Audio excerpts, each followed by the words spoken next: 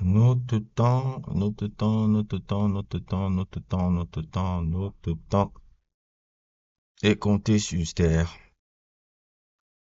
Notre temps est compté sur Terre et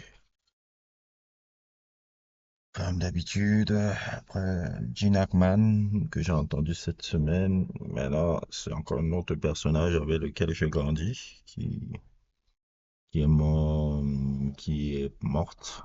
Angie Stone, la fabuleuse Angie Stone, qui fut vraiment une grande artiste, hein. Immense artiste, hein. Quand je parle d'Angie Stone, je parle surtout de deux albums là qui m'avaient marqué, la Black Diamond et Mahogany Soul. Et elle est morte aujourd'hui d'un accident de voiture en plus.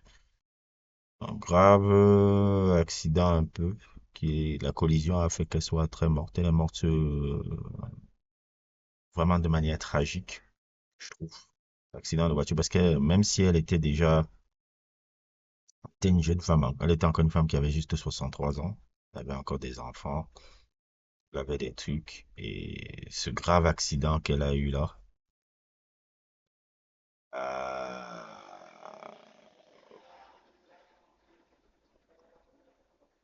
c'est triste de voir des gens mourir d'un grave accident comme ça.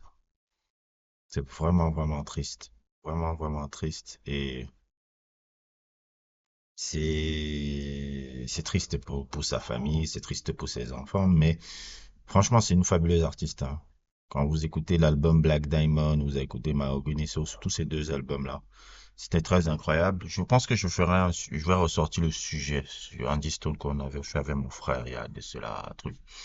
Elle avait un groupe même dans les années 70 qui s'appelait The Seconds et autres, parce que mon grand frère, mon petit frère, il est très très fan d'Angie Stone, hein. Il est très très fan. C'est lui qui est un grand connaisseur. Moi, je n'ai suivi que ses deux premiers solos. Mais je ne savais même pas qu'elle avait un groupe dans les années 70 qui s'appelait The Seconds. Et ça, c'est mon petit frère qui m'avait fait découvrir ça à l'époque.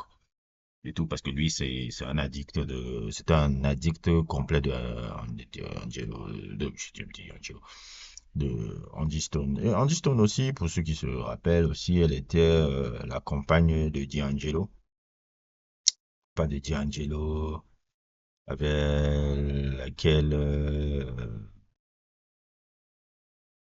laquelle ils ont eu un enfant là. Bon, voilà, leur enfant là, fait aussi apparemment de la musique et tout.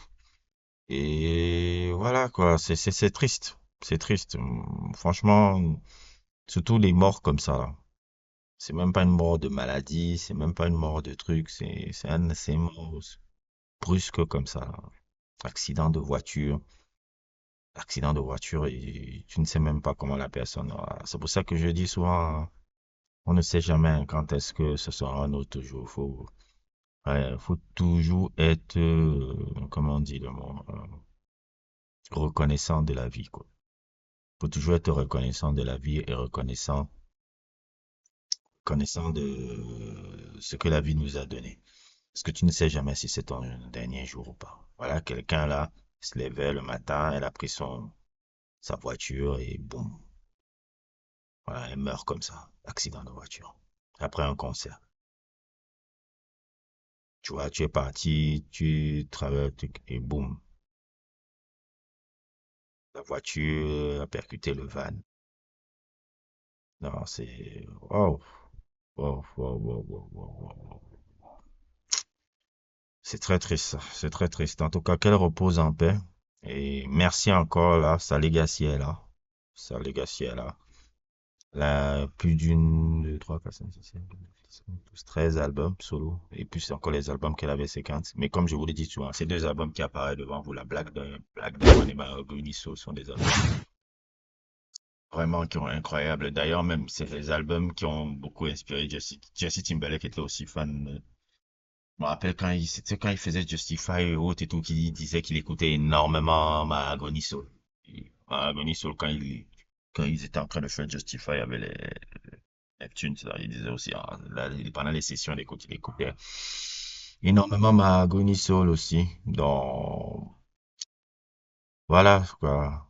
N'hésitez pas à liker, n'hésitez pas à vous abonner et à plus pour d'autres aventures sur la chaîne du Sorcerer Live.